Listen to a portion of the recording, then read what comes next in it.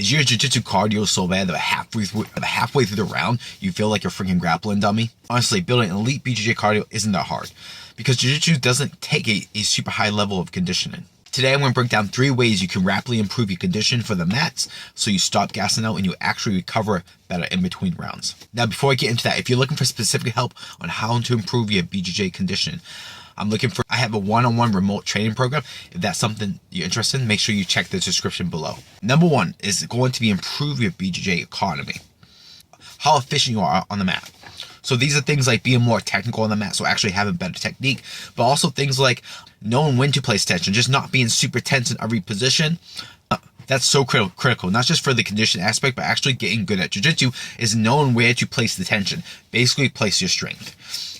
And that's why technique is so important, is because technique should dictate where you put your strength and how much of that strength you actually need.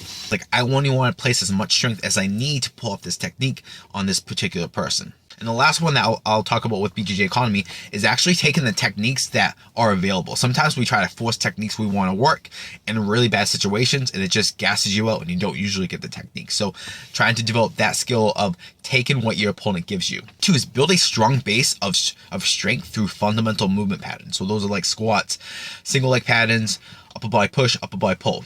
Which is why sometimes, even if you have good condition on the mat, say you're like a good runner, but then you go to jiu-jitsu and you just have no gas tank. Often people forget that there's a big muscular endurance component of this. When you think about jiu-jitsu, your muscles have to stay contracted for a long period of time, especially if we're talking about gi, because gi, you have that constant connection.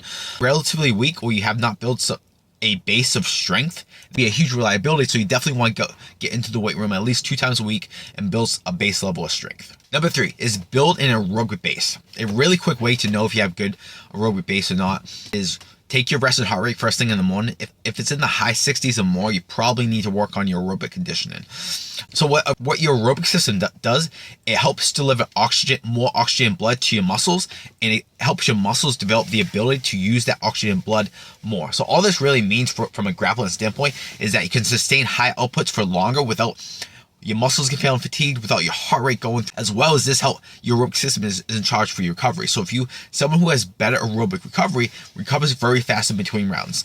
They recover fast, like say you're rolling and you have to be explosive, maybe going for takedowns or scrambles, you can recover from the effort a lot faster versus some guys, they'll do that explosive movement, they'll scramble hard, and then they smoke the rest of the round.